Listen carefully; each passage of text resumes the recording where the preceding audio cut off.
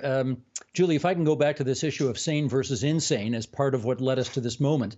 I mean, there is and I can't tell you what the percentage is, but there's a chunk of the Republican Party today that believes that Jewish space lasers started forest fires in California, which adversely affected that state. Now, how did it get to this? So one thing that the political science tells us is that we think about new information and we approach new information through the lenses of the groups and identities we already have. So this means that if you're a Democrat, you're going to look at Democrat and left-leaning news articles and trust them more. If you're a Republican, you're going to look at those elites and those trusted sources and follow those leaders. And again, this might get to the point that was made about the institutions and the elites, that if the elites are polarizing and if the elites are telling people different stories or different aspects of reality, people are going to look at information to defend their identities. You're going to look at information to say, well, if I'm a Republican and my trusted Republican news source tells me this, I'm going to believe it.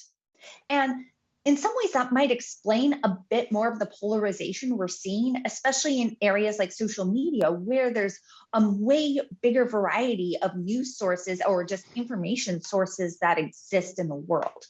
And so it's really important to understand that when people start defending certain positions, if it sounds sane versus insane, in some ways, this is more about people defending their own ego and their own sense of, I'm in a group and I want my group to be right and I don't want my group to be proven wrong.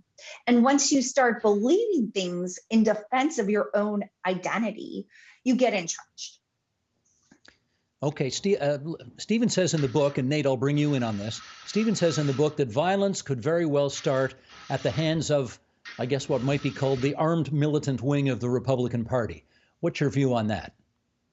Well, look, I know I'm the conservative on the panels, but I have to say I think the problem with this discussion and this narrative in general is that it is largely one-sided and partisan. I mean, you know, Stephen was talking earlier about the problem with a lack of belief in our institutions, and certainly, not failing to celebrate a fallen Capitol police officer is a big deal.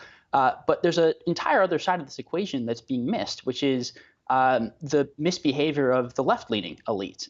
You have everything from the Kamala Harris, who's now the vice president of the United States, raising bail funds for people who were arrested for violent crimes during BLM riots in 2020, to people like Anthony Fauci admitting that they lied multiple times to Americans about any number of things throughout the pandemic, to public health officials. Well, hang on, Nate, I got to jump in there. I don't recall Anthony Fauci admitting several times that he lied during the course of the pandemic. That's not true. So he lied about masks. He flip-flopped. He apologized for it later, and he told the New York Times 2 months ago. Hang on, lied?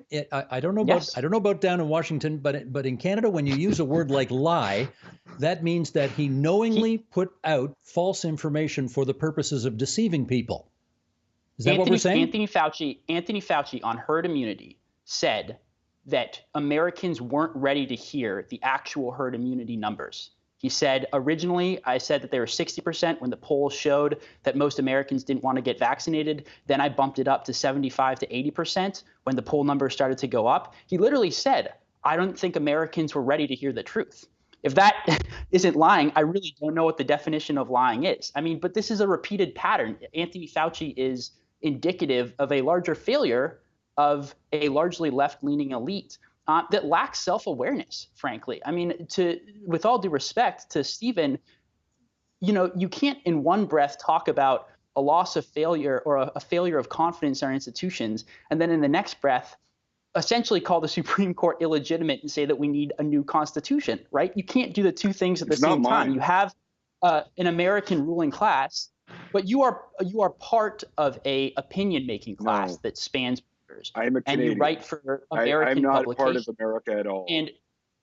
And there is a declining trust in our institutions, largely because we have an American class of rulers who has essentially given up on our institutions, who doesn't believe in the Constitution, who don't believe that the American system of government is legitimate, who never accepts Republican presidents, right, from George Bush to Donald Trump as legitimate in the first place, and then complain when Republicans say that elections are illegitimate, right? This is the part of the equation that's missed when you talk about American politics. Certainly, you can point to any number of things that right-wing and Republican elites do that are worthy of condemnation. But you got to get your own house in order first.